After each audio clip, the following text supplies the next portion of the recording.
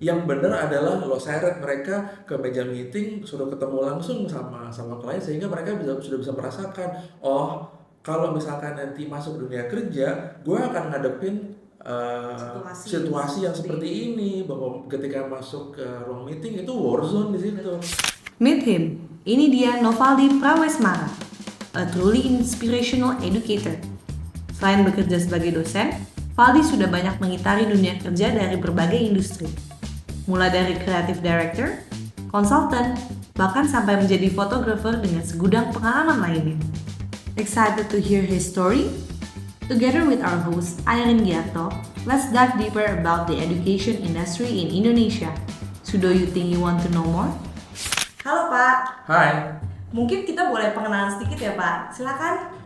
Oke, salam kenal. Nama saya Novaldi Prawesmara, biasa dipanggil Valdi. Saya adalah seorang dosen komunikasi dan juga konsultan di bidang kreatif. Wih, mantap. Boleh dikasih tahu nggak Pak cerita mengenai pengalaman Bapak sebagai dosen nih? Pas awal Bapak memulai karir Bapak, apakah Bapak langsung menjadi dosen atau ada steps yang lain dulu yang Bapak lewati? Nah, oke. Ini sebetulnya menarik ya, karena perjalanan saya untuk jadi pendidik itu tidak langsung. Bahkan saya sendiri pun tidak pernah terfikirkan bahwa saya akan menjadi seorang dosen, itu nggak pernah. Nggak pernah, karena dulu saya termasuk orang yang pemalu, sering banget nervous kalau pas di depan umum. Tapi akhirnya waktu itu salah satu dari instruktur atau senior saya bilang bahwa Val, lo kayaknya cocok deh kalau jadi pengajar gitu. Dari mana mas gitu? Ya itu lo kalau ngomong tuh mungkin terstruktur, orang yang dijelasin tuh jadi kayak lebih ngerti. Akhirnya pas kalau nggak salah 2008 ada tawaran tuh, tapi waktu itu bukan langsung jadi dosen, lebih tepatnya jadi guru untuk kegiatan-kegiatan sekolah. Waktu itu namanya mulok atau mutan lokal. Ada trainingnya juga kan. Itu kalau nggak ada trainingnya saya juga nggak berani gitu. Akhirnya saya ikut training, belajar jadi guru, kok enak. Oh, keterusan gitu ya. Jadinya kan. Keterusan, terus singkat cerita, akhirnya waktu itu ada sebuah challenge yang cukup menarik waktu itu.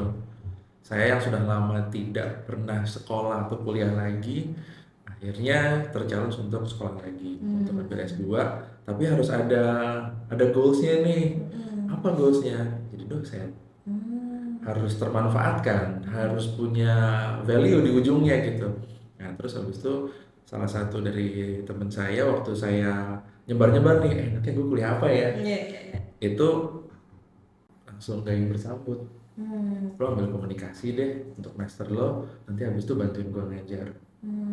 Ya udah, ujung-ujungnya selesai, udah berasa di ijon nih saya nih, bahwa begitu selesai master, studinya selesai, pas kebetulan itu masuk pandemi, ditanyain lagi sama teman saya, udah ready? Udah, yuk jalan yuk. Akhirnya kan biasanya kalau di sebuah institusi kan pasti ada proses kayak micro teaching buat to find out bahwa lu bisa ngajar apa enggak sih. Ya udah, ngikutin prosesnya itu di proses tersebut teman saya langsung bilang, lo mah nggak perlu dites harusnya karena kamu terbiasa ngajar mungkin. Oh ya udah, syukur deh kalau gitu. Nah dari situlah sebetulnya officially karir saya sebagai dosen dimulai. I see. Nah tadi kan kalau dari Bapak sendiri menceritakannya berarti panjang ya sampai akhirnya Bapak memutuskan untuk jadi dosen. Tapi cukup penasaran Pak, kalau di Indonesia sendiri itu kalau misalkan menjadi dosen harus jadi praktisi dulu atau boleh nggak sih saya S1 ambil S2 langsung saya apply jadi dosen? Oke, di Indonesia sebenarnya agak unik ya, karena traditionally banyak yang memang melalui jenjang akademis, makanya mereka disebut sebagai akademisi. Ada yang memang sekolah dosen, ada yang memang sekolah di masing-masing jurusan kemudian jadi dosen ketika mereka ngambil master degree-nya. Karena kan kalau di Indonesia untuk mengajar universitas grade yang S1 berarti dosennya harus S2. Nah, jadinya jenjang tersebut itu sah dan banyak dilalui sama teman-teman dosen yang lainnya. Sedangkan kalau saya agak berbeda karena saya eh, melalui karir praktisi terlebih dahulu, baru habis itu pindah ke alam akademis. Jadi sebetulnya apa ya, dibilang bebas juga enggak, tapi memang ya tadi itu pasti ada proses scrutiningnya dulu, ada proses kesesuaian itu lebih kayak sebenarnya kamu bisa ngajar nggak sih? Karena gini, kita berhadapan dengan landscape yang banyak orang pintar, tapi belum tentu orang pintar tersebut bisa mentransfer ilmu ke orang lain gitu, ke audiensnya atau ke siapapun gitu. Pintar-pintar sendiri. Pintar-pintar sendiri gitu Iya, loh. Jadi kita termasuk negara yang memperbolehkan ada dua jalur nih untuk bisa menjadi seorang dosen. I see. Nah, tapi kalau dalam praktisnya gitu ya Pak, apakah cara ngajarnya beda banget nggak antara yang mulainya itu dari full akademisi sama yang mulai dari praktisi dulu baru ngajar? Oke, saya akan cerita sedikit mengenai pertanyaan tersebut, agak narik mundur tadi yang soal ketika ditawarkan pertama kali untuk jadi guru, ada pelatihannya. Di dalam grup pelatihan tersebut, ternyata memang ada dua kelompok yang punya background yang berbeda. Jadi memang ada yang praktisi, ada yang memang yang dari apa ya, kan ada tuh yang sekolah guru apa akademi guru tuh ya, yang memang mereka terlahir untuk nyebur ke dunia pendidikan sebagai seorang guru atau pengajar. Di situ akhirnya kami menemukan sebuah ramuan yang kira-kira apa ya, simbiosis mutualisme kali ya. Sebagai contoh gini, saya bukan guru, jadi saya belum punya tuh ilmu yang sifatnya adalah masuk ke dalam ruang kelas, gimana cara mulai, gimana cara saya nggak punya, sama sekali saya nggak punya. Di other hand, saya menguasai bidang saya selama saya menjadi praktisi, yaitu waktu itu media. Karena saya orang agency, saya kerja di in-house juga. Akhirnya kami menemukan sebuah formula yang cukup efektif. Yuk kita tukeran ilmu yuk. Lo ngajarin gue caranya supaya jadi guru, supaya bisa ngajar, supaya bisa assess. Sedangkan nanti untuk medianya atau ilmu yang lainnya, kita yang transfer ilmu ke kalian. Deal. Disitulah akhirnya ramuan tersebut dinilai efektif. Pada saat kami semua selesai melakukan pelatihan tersebut, kami sudah siap untuk hadir di kelas dengan spesialis yang berbeda-beda. Jadi saling melengkapi gitu ya. I see. Kalau misalkan saya nih kepikiran pengen jadi dosen, ya kira-kira saya tuh harus nyiapin apa aja sih Pak berarti? Nyiapin, yang pasti nyiapin mental. Nyiapin mental, Ya, mental karena gini, kita misalkan kalau apa ya, mungkin secara mekanisme orang yang sudah biasa kerja pasti kan dia sudah tahu dong, oh masuk kantor itu begini ya. From 9 to 5 saya akan melakukan hal ABCD, ketemu sama rekan kerja saya, ketemu sama bos, ketemu sama klien. Nah, ketika kita jadi pengajar, kita akan bertemu di prosesi yang berbeda di 9 to 5 itu. Ya, salah satunya adalah bertemu dengan para mahasiswa. Disitulah sebetulnya makanya saya bilang tadi, kesiapan mentalnya harus udah tahu tuh bahwa oh iya kita ngadepin mungkin a whole different generation, a whole different size level, atau mungkin hobinya berbeda atau interestnya berbeda. Kan kalau misalkan kalau kita di dunia kerja atau di dunia karir kan kita pasti nyari itu apa, kayak misalkan temen gue kayaknya hobi shopping tuh. Kita akan punya common grounds di mana talking points kita akan di tempat yang sama. Lo ikut sale nggak kemarin? Lo kemarin kebagian nggak midnight sale-nya Apple? Pasti kan ada di apa ya, topik pembicaraan yang sama kan. Sedangkan kalau masuk ke dunia pendidikan bisa jadi kita di gap yang lumayan jauh, dan kadang-kadang kita mesti tahu tuh anak-anak kuliahan sekarang lagi ngobrolin apa ya. Gen Z berarti sekarang ya? Iya, kita diharapkan sekarang misalkan teman-teman sekarang mau jadi dosen harus sudah siap gimana cara yang ngadepin Gen Z. Iya, berarti Bapak sekarang covernya itu Gen Z Pak? Iya, commonly ya Gen Z. I see. Pernah ngajar kayak generasi lain kayak millennials atau Pernah dulu. Oh, bedanya apa tuh Pak Gen Z sama millennials dari segi pengajaran? Mungkin lebih ke apa ya, ke how they react. Oke. Pada saat kita share, mereka responnya apa. Oh. Terus tadi apa, likeness-nya yang apa yang diobrolkan sama mereka itu pasti berbeda. Ada contoh nggak Pak yang Oke, berbeda banget? gini apa, saya selalu membiasakan, kenapa saya suka banget ngajar apapun ya, misalkan kita ngomongin kampus kan, saya ngajar di kampus. Kenapa saya suka? Karena saya mesti ngulik atau research terlebih dahulu mereka tuh sekarang lagi ngomongin apa sih. Misalkan saya suka apa ya, saya suka Marvel gitu misalkan. Berarti oh ya udah, mungkin ada sesuatu yang relatable sama mereka tentang Marvel. Saya akan bawakan itu di kelas untuk bisa membawakan materi hari itu, sehingga mereka bisa on the same level ketika transfer ilmu itu terjadi. Atau misalkan mereka senang K-pop nih, berarti kan saya mesti tahu dong K-pop itu apa gitu. Habis itu dengan fandomnya yang segitu banyak gitu, itu aja sebetulnya reaksi dari mereka cukup wow banget ya. Karena rata-rata gini, sebagai contoh, saya waktu itu ngomongin soal market spill. Jadi ketika sebuah brand itu mau masuk ke masyarakat, ada target audiensnya kan, tapi bisa nggak mereka itu meleset yang tadinya mau Gen Z terus tiba-tiba milenial dan X juga kena. Oke. Saya pakai pendekatan K-pop. Di situ saya langsung nanya, ada yang dengerin K-pop nggak? Mereka angkat tangan satu. Yang reaksi yang paling saya suka adalah ketika saya langsung nembak mahasiswa yang angkat tangan itu. Fandomnya apa?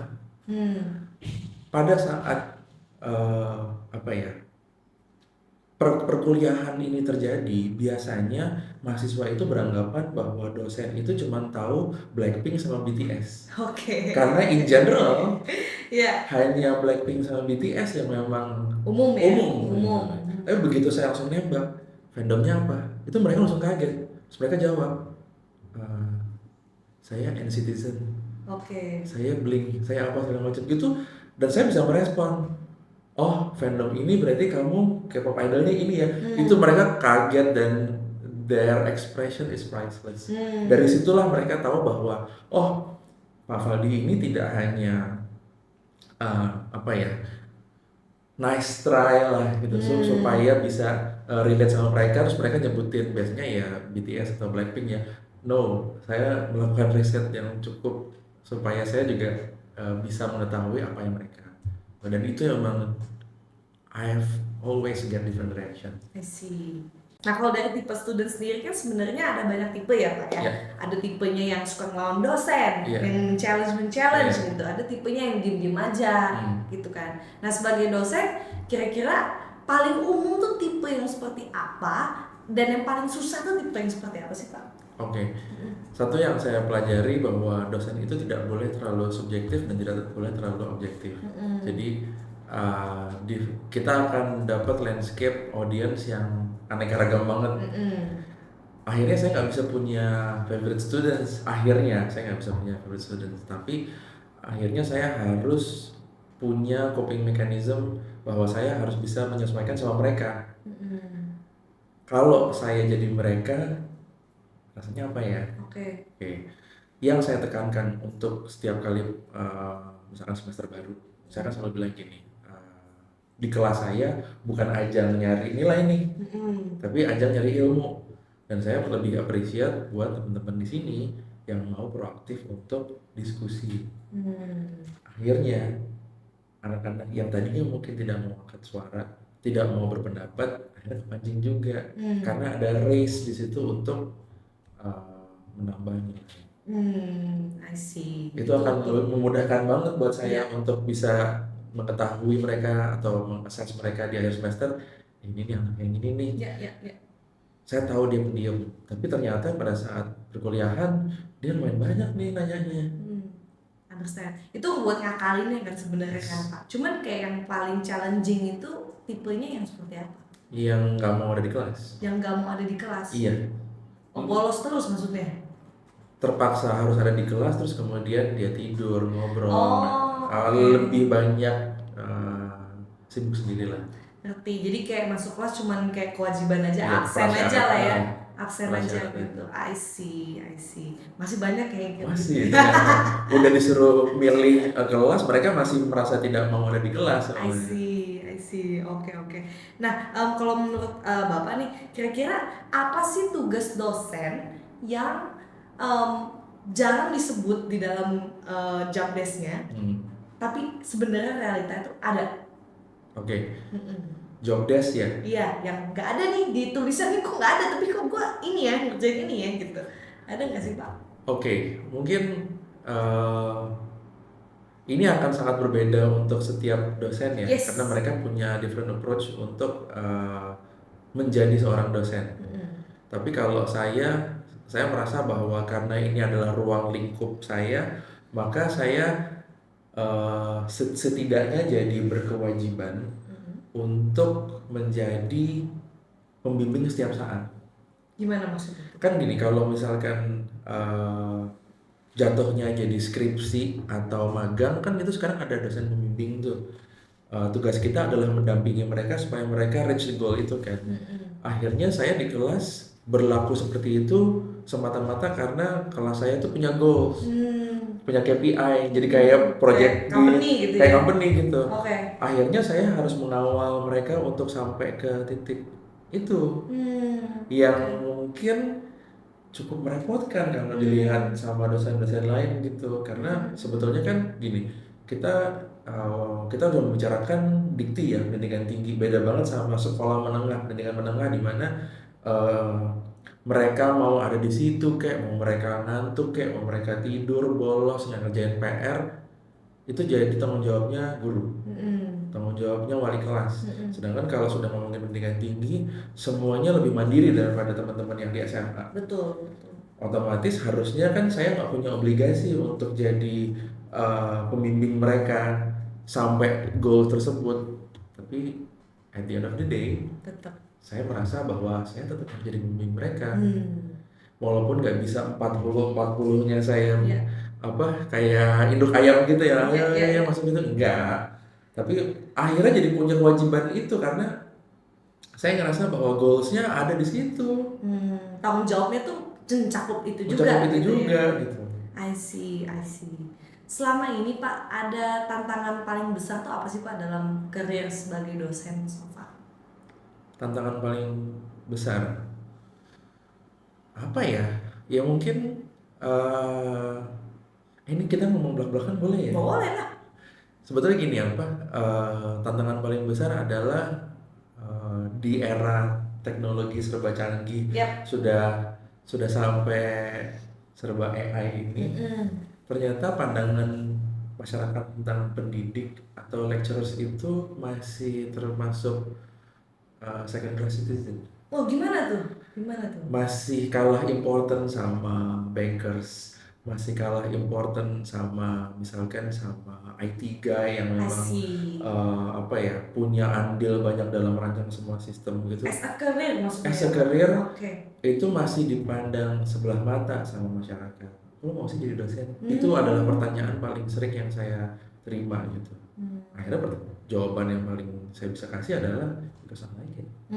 Karena saya senang banget sharing ilmu. Kalau kata istri saya, kamu doyan banget ngoceh-ngoceh jadi dosen aja. Oh iya juga ya. Dengan begitu ocehan-ocehan kamu dibayar sama orang. Iya juga ya. Gitu. Akhirnya ya itu jadi salah satu yang tadinya jadi negatif, saya merubahnya jadi suatu hal yang positif. Akhirnya ya saya berhasil untuk menggeser paradigma, at least untuk saya dan keluarga saya ya, bahwa karir sebagai dosen itu bukan second class citizen lagi. Saya bisa dengan bangga state itu ke mungkin teman-teman saya atau ke society, bukan society itu gede banget ya. Mungkin lebih ke masyarakat yang tinggal di dekat saya bahwa saya dosen-dosen. Tapi menarik banget nih Pak Bapak bahas itu karena memang edukator lah bisa dibilang ya, nggak cuma dosen juga guru-guru ya, dari semua sampai instruktur segala macam. Semua itu memang ada mungkin stigma khusus gitu ya kalau Ya, itu tidak dalam tanda kutip paid well atau ya iya, sejenisnya gitu kan. Tapi sebenarnya kan itu setengah sosial setengah ya karir juga gitu kan. Emang iya, foreign basis yes, tapi there's a social aspect juga gitu di yes, situ kan yang mungkin gak banyak orang bisa mengappreciate gitu ya betul. Pak. Nah, penasaran nih dengan situasi seperti itu nih Pak di lingkungan sosial Bapak yang Iya, tadi Bapak mention. Em, Komen-komen seperti apa sih yang umum banget pas Bapak kasih tahu, gue dosen nih iya. gitu. Komennya apa sih Pak biasanya? Ya itu yang paling banyak reaksinya aja adalah, kok lo mau sih jadi dosen? Sebetulnya kan itu kan eh, ya sangat disayangkan, sudah generasi demi generasi di Indonesia kalau misalkan kita ngomongin soal profesi dosen, akhirnya jadi merujuknya adalah emang gajinya cukup ya? Kalau bisa punya family yang uh, ditopang dengan profesi seorang Dosen pengajar gitu. pengajar. Ya akhirnya saya bisa menjelaskan ke mereka, kata no, it's different right now. Walaupun mungkin uh, saya nggak menepis sebuah realita bahwa di Indonesia masih banyak teman-teman guru sama dosen yang di daerah yang mungkin tidak seberuntung saya. Ya akhirnya itulah yang membuat saya jadi penasaran, saya pengen ngulik gimana akhirnya saya bisa empower nggak cuma student saya tapi fellow lecturers yang lain, fellow teachers yang lain, bahwa kita jangan sampai berhenti di satu kondisi begitu lo udah selesai pendidikan, begitu lo udah selesai diterima jadi seorang pengajar, udah berhenti gitu aja, jangan. Ya kita empower aja yuk, kita ngapain yuk, kita nambahin ilmu yuk, atau mungkin tools yang membantu kayak zaman pandemi itu kan kita kayak dipaksa buat online. Iya. Wah itu saya menyaksikan banyak banget rekan-rekan pengajar saya tumbang karena mereka sangat tidak siap dengan kondisi Perubahan. harus apa ya, yang tadinya mungkin nggak melek teknologi, terpaksa mereka harus berhadapan bahwa ini zoomnya begini, kok tiba-tiba saya nggak bisa connect, mau absen aja susah. Itu saya melihat banget. Terus abis itu tools yang mindset mereka bahwa apa ya, alat-alat yang harus disiapkan sama mereka yang ada di pikiran mereka ya itu mahal. Itu akhirnya saya share. I see. Ada jalan keluarnya loh. I see. Itu guru-guru yang lama ya Pak berarti ya? Kayak Kebanyakan ya. 70% dari teman-teman saya yang mungkin generasi di atas saya itu cukup sulit untuk beradaptasi waktu itu ya, waktu pandemi ya. Mereka kaget-kaget. Pas yang awal pandemi kan bisa dibilang kan teknologi diintroduce secara paksa lah ya saat itu untuk you are forced to do that. Iya, untuk edukasi. Tapi kan sekarang kan pandemi udah mulai menurun kan Pak. Apakah ada elemen-elemen yang masih stay, teknologi itu masih stay di edukasi atau semuanya balik lagi ke zaman sebelum pandemi Pak? Ada beberapa yang menurut saya masih relevan, masih menjadi apa ya, mungkin karena kita ngerasa bahwa hey itu lebih efektif daripada yang zaman dulu. Contoh absen gimana tuh Pak? Absensi sekarang electronic full. Pakai apa? Pakai platform web based gitu. Dari sisi mahasiswa itu ada platformnya, dari sisi dosen kita juga masih ada. Jadi kayak ada two way kita buat declare hari itu kelas berlangsung dan mahasiswanya ada. I see. Sebelumnya apa? Manual, absen. Catat gitu? Iya. Saya masih mengalami absensi kertas, masih. I see. Nah, tapi kan of course dengan adanya IT nggak cuma positif ya Pak, pasti ada juga efek negatif ya kan. Dulu tuh saya juga sempat dengar dari teman-teman saya yang adik-adiknya tuh masih di sekolah lah pas kemarin pandemi gitu kan, nyontek atau kayak ngakalin assignment tuh gampang jadinya karena ada pengaruh teknologi tersebut. Bapak ngalamin nggak sih Pak? Ngalamin. Tapi justru itu apa? Makanya tadi saya benar-benar mengajak teman-teman dosen dan pengajar lainnya bahwa jangan berhenti di situ aja. Kita juga harus terus berkembang. Berkembangnya dari sisi apa? Yaitu tolong beradaptasi dengan apa yang sudah berjalan saat ini. Contoh, kalau misalkan online atau kita apa ya, mungkin belajar secara digital, artinya ada kemungkinan mereka akan nyontek, Hmm. ya kan? Hmm. Berarti dari sisi tersebut kita juga harus bisa mengakses mahasiswa kita supaya mereka tidak apa ya, kalau mungkin grandma kita dulu bilangnya letterluck ya, apa sih bahasa Belanda ya, bahwa kalau pertanyaannya A B C D jawabannya itu adalah X Y Z. It's always like that. If you Google it, jawabannya pasti langsung X Y Z. Betul. Ya kalau gitu cara asesmen kita jangan itu. I see. Jadi bukan sesuatu yang gampang dicontek lah. Iya, you have to find a way supaya kita tetap bisa mengakses kelas kita dengan baik dan benar. I see. Banyak sih sebetulnya yang bisa kita lakukan, cuman salah satu adaptasi terbesar yang menurut saya perlu kita apa ya, mungkin ajak kali ya. Ini boleh ngajak kan sebenarnya. Silakan. Jadi lebih tepatnya gini, saya sadar banget bahwa sekarang para lecturers itu dihantui sama teknologi namanya AI. Semua orang tuh udah ketakutan banget bahwa student jadi malas, student jadi mudah sekali terbantukan. Jangan seperti itu ya. Kitanya harus merubah caranya kita untuk mengakses students dengan memanfaatkan atau justru menjadikan AI itu teman.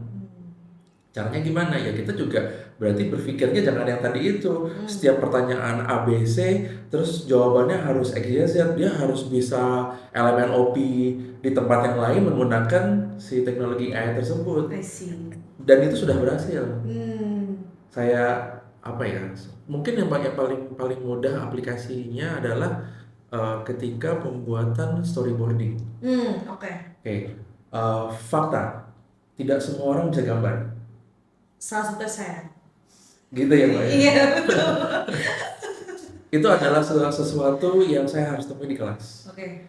Yang kedua, kita di jurusan strategi komunikasi, bukan DKV, bukan seni murni, yang tidak menjadi kewajiban mereka untuk bisa menggambar. Oke. Kalau dulu sebelum ada AI, akhirnya saya punya alternatif ke mereka. Kamu boleh loh gambar stickman untuk bisa menggambarkan storyboard tersebut sesuai dengan tujuannya. Atau yang alternatif lainnya adalah mengambil potongan dari film yang kamu tahu sehingga angle dan posisi kameranya itu sesuai dengan yang kamu inginkan. Kemudian teknologi AI datang ke kita. Akhirnya saya encourage ke mereka, kalian boleh memakai text to image generator untuk apa? Untuk mengenerate scene tersebut. Storyboard itu. Iya. Apakah semudah itu? Tentu tidak. Kenapa? Karena ada prompting. Karena buat para user AI sekarang challenge-nya justru berbalik, yaitu bahasa. Kita ngomongin Gen Z lagi nih Mbak, bahwa bahasa itu ternyata sekarang jadi sebuah nilai plus ketika kita dihadapkan sama AI-nya. Kalau kita gagal menyampaikan apa yang kita mau sama AI-nya, AI-nya juga akan merespon balik ke kita dengan salah. Akhirnya kan sebetulnya kan mereka jadi kayak punya dorongan bahwa bener kata Pak Faldi ya, gue mesti belajar nih caranya ngomong ke AI. Itu kan sama aja kayak misalkan kita zaman dulu belajar bahasa Inggris itu kan susah banget ya zaman dulu ya. Belum ada YouTube, belum ada apa, akhirnya ketika skill set orang di challenge bahwa lu bisa bahasa Inggris kan? Itu pasti kan jadi kayak ngomong, aduh keringetan, ntar interview harus bahasa Inggris gitu. Tegang banget. Kalau gue nggak bisa jawab gimana ya? Ternyata sekarang apa ya? Sejarah berulang kembali. Sejarahnya itu berulang kembali ketika kalau gue nggak bisa ngobrol sama AI-nya dengan benar, gue nggak bisa sampai ke tujuan itu. Benar. Dan itu saya bisa ngeliat di student bahwa oh anak ini bisa ternyata ngobrol sama AI sehingga storyboardnya bener gambarnya.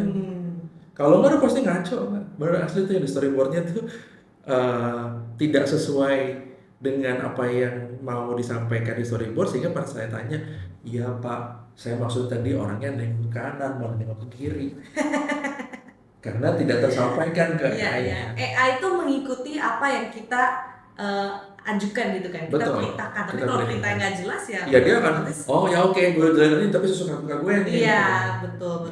Jadi seni memerintah di sini ya. Buat saya itu yang sewajibnya para dosen itu tidak perlu takut dengan kondisi keberadaan teknologi.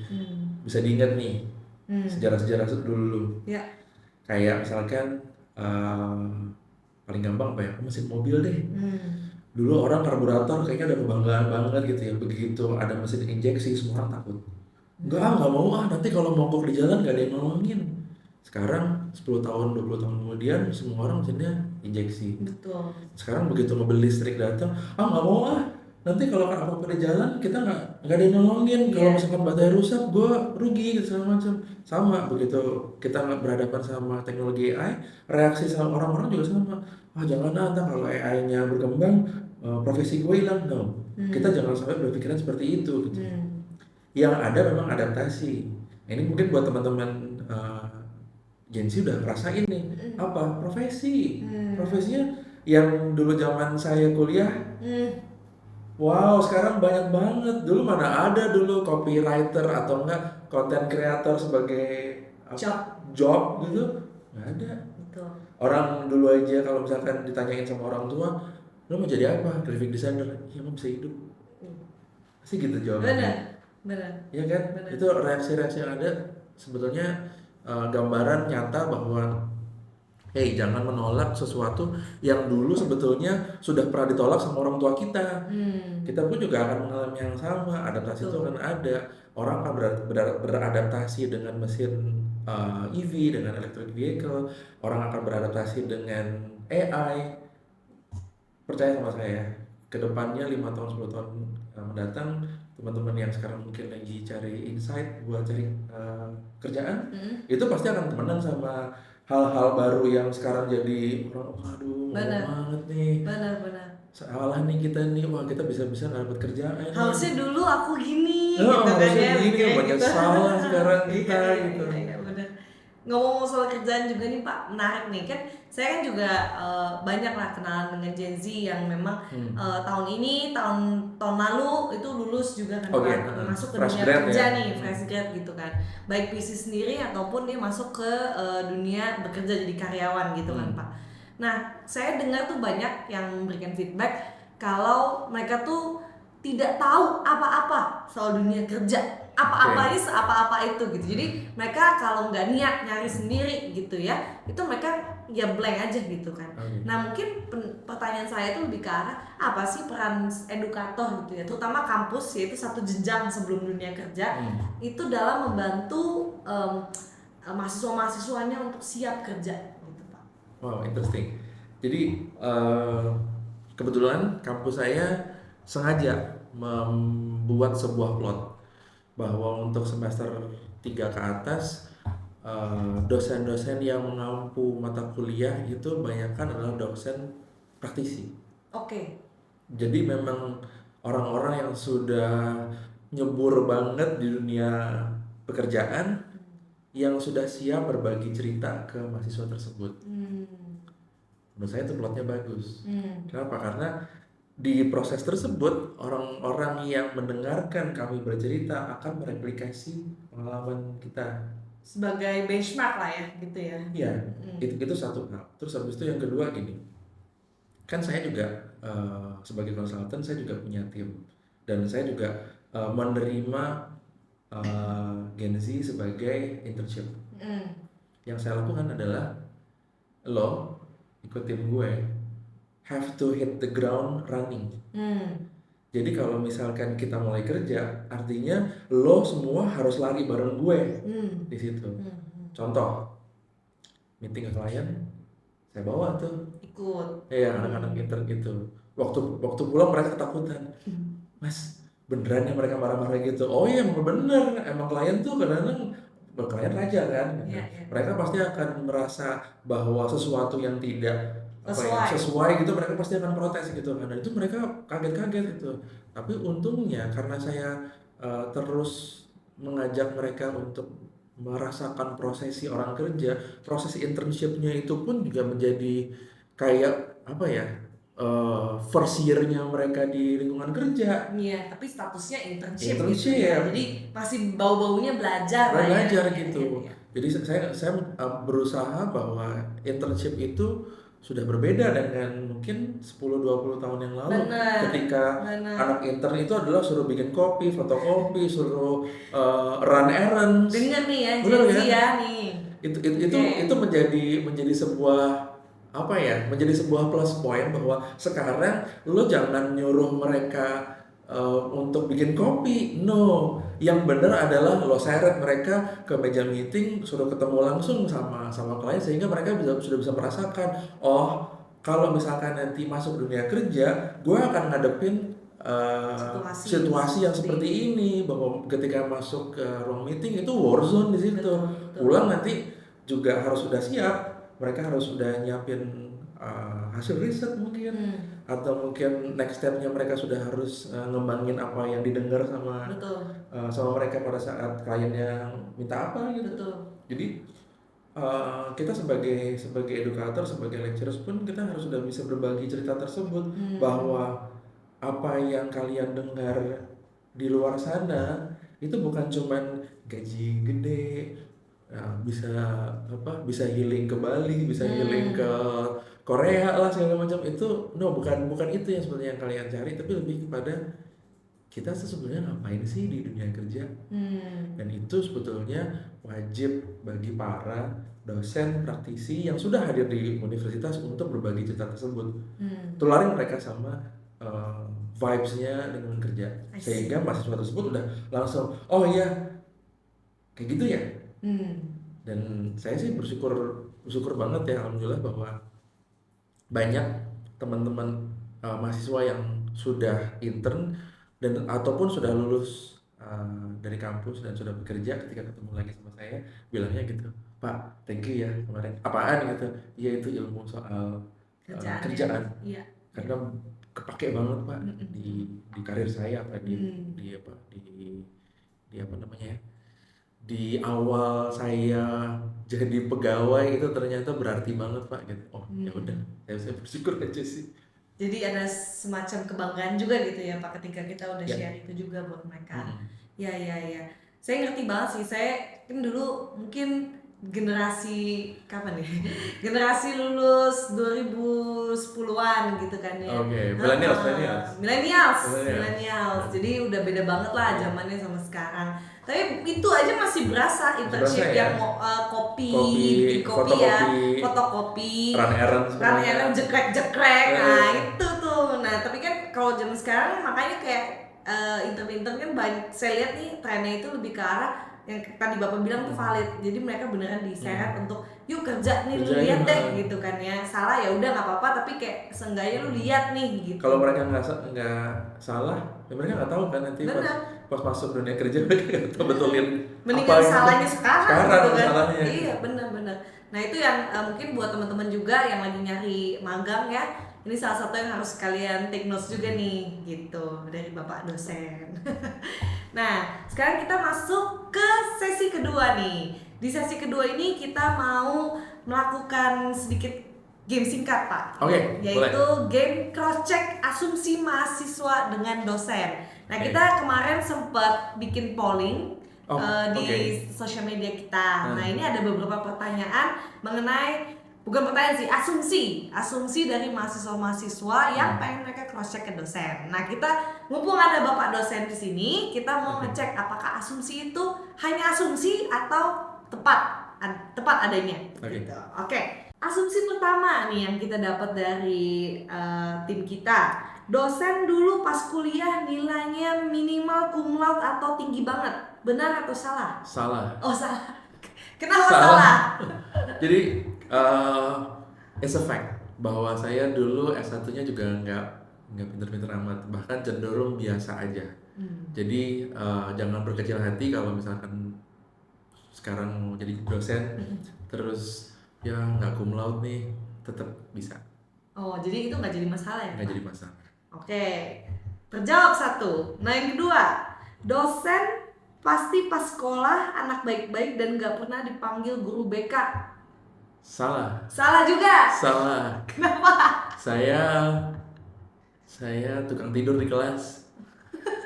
Saya pernah dipanggil guru BK, sorry bukan guru BK aja, saya pernah dipanggil wakil kepala sekolah gara-gara gambar komik di kelas.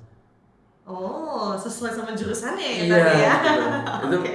jadi buat saya sih sebetulnya tadi itu kesalahan-kesalahan yang udah ada itu jadi pelajaran buat kita bahwa Iya. bahwa kita nggak akan pernah sempurna. Dan yang kedua, kalau ada mahasiswa yang mau ngerjain saya udah tahu bahwa gue lebih nakal daripada lo dulu. Oh. Jadi jangan pernah nyoba-nyoba. Udah duluan nih Dan ya. duluan nih lo nakalnya. Mau kadalin buaya nih nggak bisa nih gitu. Dan dinosaurus nih. Oh, dinosaurus. Udah lebih tua lagi. Bener. Oke, yang ketiga, mahasiswa yang disukai dosen pasti yang pintar. Tidak, Oke. salah. Sebetulnya yang lebih disukain sama dosen itu adalah yang lebih punya atensi dan punya sense of belonging di kelas. Oke. Itu akan ngebantu kita untuk memproses kelas berjalan itu lebih baik dibandingkan kalau dia pintar aja tapi nggak merasa jadi bagian dalam kelas itu. Oh, oke. Jadi pintar aja nggak cukup Nggak lagi ya. Oke, yang keempat, dosen hanya peduli soal nilai mahasiswanya. Salah. Itu gamblang sekali ya menurut saya. Asumsi loh ini. Iya, asumsinya ya itu akan seperti itu. Maksudnya gini, saya nggak menampik kalau mahasiswa itu ngejar nilai. Saya nggak menampik, tapi seperti yang saya bilang, setiap kali proses perkuliahan saya dimulai per semester, saya selalu mengatakan ke mahasiswa kalau ikut kelas saya bukan untuk cari nilai, tapi untuk cari ilmu, untuk cari pengalaman, untuk pembekalan kalian pada saat kalian di dunia karir nanti. Oke. Terakhir, dosen pasti private dan tidak aktif di sosial media. Salah semua. Salah. Gimana nih Pak? Saya anaknya community banget. Oke. Jadi saya tergabung di beberapa komunitas, baik di dunia maya, which is berarti di sosial media maupun secara offline ketemu sama orang-orang. Buat saya ilmu itu nggak cuma di kelas. Jadi ya kalau kalian nggak terjun ke masyarakat, nggak ikut komunitas, kalian akan No. Thank you banget Pak, sebelumnya itu adalah sesi kita yang kedua. Nah sekarang kita mungkin ada beberapa pertanyaan tambahan nih Pak untuk Pak Bapak juga, soalnya kita interested banget nih mengenai point of view Bapak nih sebagai educator. Nah saya penasaran, di zaman sekarang kan bisa dibilang zaman kolaborasi ya Pak ya. Iya. Dan tadi kayak Bapak bilang banyak pembelajaran yang Bapak harapkan tuh didapatkan oleh si mahasiswa ini. Dan nggak cuma di kelas, maybe di internship atau di tempat lain gitu kan. Nah mungkin yang saya pengen tanya itu adalah menurut Bapak, apakah mahasiswa itu di-encourage nggak sih sama Bapak atau mungkin rekan-rekan dosen Bapak untuk memiliki project di luar kegiatan kampus? Sangat. Oke. Saya sangat mengencourage mereka untuk punya side hustle. Oke. Saya mengencourage mereka, either itu mereka punya coffee shop atau mungkin punya jasa antar mungkin, I don't know. Sekarang banyak kayak gitu-gitu. Atau mungkin punya freelance graphic designer, itu banyak banget yang kayak gitu tuh. Saya encourage itu. Kenapa? Karena satu gini, kalau teman-teman lihat di luar sana, kita nggak deny bahwa di platform pencari kerja itu banyak banget yang speknya itu bertuliskan fresh graduate is encouraged to apply, tapi di bawahnya itu ada tulisannya memiliki pengalaman minimal 2 tahun.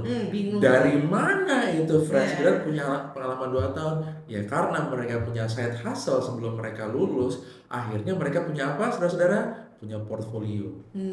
Jadi portfolio building itu saya sangat menganjurkan teman-teman di kelas supaya ada nih teman-teman yang mungkin masih semester 3, semester 4, semester 5, yuk dicicil. Bahkan kalau mungkin kita tahu bahwa sekarang kan pemerintah menggalakkan kampus merdeka ya. Kampus merdeka. Iya, itu bahkan sudah dipupuk dari early stage bahwa ada namanya sekolah merdeka juga. Mereka sudah sistemnya udah kayak kampus. Kebanyakan mereka rata-rata adalah PBL, Project Based Learning, yang resultnya adalah mereka punya portfolio. Jadi bahkan kalau kita hitung nih masanya ya, misalkan mereka dari SMA 1, 2, 3, habis itu tambah 4 lagi, berarti 7 tahun. Nanti kita bakal menemui fresh graduate yang punya pengalaman 7 tahun. Itu yang wow banget sih. Itu kan cita-cita ya. Saya yakin banget masih banyak yang ketidaksempurnaan itu. Tapi menurut saya, kalau teman-teman masih sempet nih, ini buat teman-teman yang mungkin masih semester 3, semester 4, siapin dari sekarang deh. Portfolio itu penting. Buat apa? Ya tadi itu untuk menjawab tuntutan spesifikasi sebuah job vacancy. Ya, apalagi zaman sekarang ya. Ya. Mungkin kayak zaman dulu, pas zamannya saya mungkin nggak sekompetitif sekarang. Iya. Tapi kalau sekarang, ya benar yang tadi kata Bapak juga bilang gitu, banyak banget yang experience-nya itu needed bahkan berapa tahun, padahal dia baru fresh grade gitu kan ya. Makanya tulisannya fresh grade is encouraged to apply kan. Betul. Dan itu mungkin semakin lama tipe pekerjaan kayak gitu semakin banyak ya Pak ya. Betul. Nah mungkin selanjutnya saya penasaran nih untuk pertanyaan selanjutnya, saya pengen tahu kira-kira apa sih satu materi yang menurut Bapak tuh penting banget tapi jarang dimasukkan ke dalam kurikulum kampus? Saya nggak tahu ya, mungkin kampus lain gini ya, kita ngomongin landscape pendidikan tinggi di Indonesia. Mereka bahkan punya set of course yang sudah tailor made buat si kampus itu. Jadi saya nggak tahu nih, mungkin teman-teman yang berkuliah di tempat lain saya nggak tahu juga, tapi saya sangat menganjurkan public speaking sama community itu jadi kewajiban di sebuah kampus, karena buat mereka itu wajib tuh harus bisa ngomong di depan halayak ramai, terus habis itu banyak orang, terus habis itu ketemu sama orang-orang dari different background, different nationality. Itu mereka harus wajib bisa fleksibel, harus bisa basic lah ya Pak. Basic itu harus basic. Sedangkan yang community, mereka harus tahu bahwa by the time mereka keluar dari rumah, mereka udah masuk ke komunitas lain di luar keluarganya mereka, dan di situ mereka juga harus sadar bahwa gue nggak sendirian. Ini ada orang-orang lain yang tinggal bareng gue di sini untuk sama-sama cari nafkah, sama-sama butuh. Sama juga sih Pak, itu kayak buka jalan kan sebenarnya. Mungkin nggak sekarang, mungkin nanti, tapi in the end of the day pasti ada opportunity-nya gitu. Tapi jangan selalu nganggep teman itu take and give gitu kan ya. Iya, betul. Setuju banget Pak. Nah, nextnya mungkin saya mau nanya beberapa pertanyaan terakhir nih. Apa sih point of view dosen yang ingin sekali Bapak mahasiswa tuh ngerti gitu? Kayak maksudnya jadi dosen tuh kayak gini loh maksud sebagai kita. Seorang dosen? Iya, sebagai seorang dosen, ini adalah point of view yang saya ingin mahasiswa saya tuh mengerti gitu. Ada satu point of view yang saya sering ulang di kelas saya, yaitu saya bukan orang terpintar di ruangan ini. Pada saat saya sharing, belum tentu saya benar, belum tentu saya yang paling tahu. Jadi kan sekarang tuh lagi digalakan memang ya pergeseran lecturer centric ke student centric. Jadi emang waktu saya mulai serius jadi dosen itu, hampir setiap rapat dosen apa meeting-meeting yang bersangkutan sama pembelajaran di kelas itu selalu prodi itu selalu mengumandangkan bahwa geser ya Bapak Ibu, bahwa kita tidak selamanya lecturer centric. Jadi harus ada porsi student centric. Dan saya menerapkan itu udah lama, ternyata approve ya sekarang ya konsep kayak gitu. Jadi akhirnya saya membuat posisi mahasiswa saya, yuk kita belajar bareng yuk. Along the way saya dapat pengetahuan, mereka juga dapat pengetahuan juga. Belum tentu saya yang paling benar, belum tentu mereka juga kurang pengetahuannya. Jadi buat saya itu jadi proses pembelajaran tersendiri buat saya. Dan saya berharap bahwa mahasiswa saya itu sadar bahwa guru lo yang ada di depan itu bukan dewa ya, bukan sesuatu yang jadi apa ya, jadi bukan Google, bukan AI yang bisa dicolek ditanyain habis itu dia bisa jawab semuanya. Enggak, kita belajar bareng. Dan itu terbukti selama ini paling efektif. Oke. Nah itu pesan dari Bapak dosen nih teman-teman ya buat mahasiswa yang masih nonton di sini.